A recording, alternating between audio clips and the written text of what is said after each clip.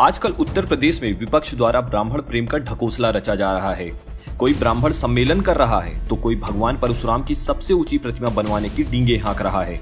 लेकिन अखिलेश और मायावती को शायद याद नहीं है कि उनके राज में ही ब्राह्मणों पर कितने अत्याचार किए गए थे।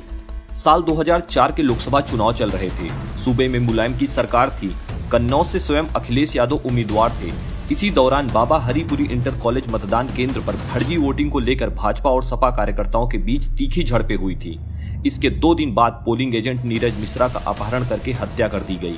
नीरज मिश्रा का धड़ ईशान नदी से बरामद हुआ, लेकिन सिर आज तक नहीं मिला। सोचिए, चंद वोटों के खातिर बौखलाए उन गुंडों ने कितनी बेरहमी से नीरज मिश्रा को मारा होगा। अखिलेश यादव के गृह जनपद इटावा में मामूली बात पर ब्राह्मण समाज की महिलाओं और बच्चों तक को मुंह काला करने के बाद उन्हें पूरे गांव में घुमाया गया था।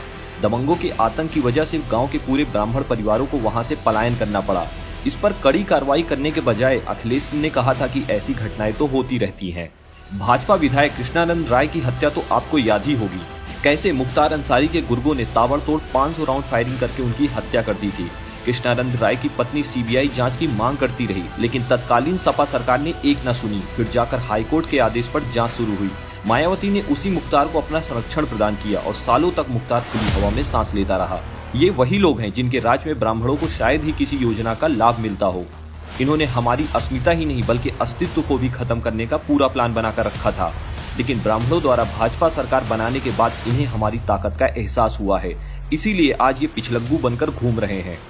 ब्राह्मण समाज जानता है कि उनका मान और सम्मान केवल बीजेपी ही कर सकती है।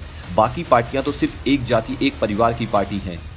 इन्होंने समय समय पर ब्राह्मणों को न सिर्फ नीचा दिखाया है बल्कि हमें चोट भी पहुंचाई है।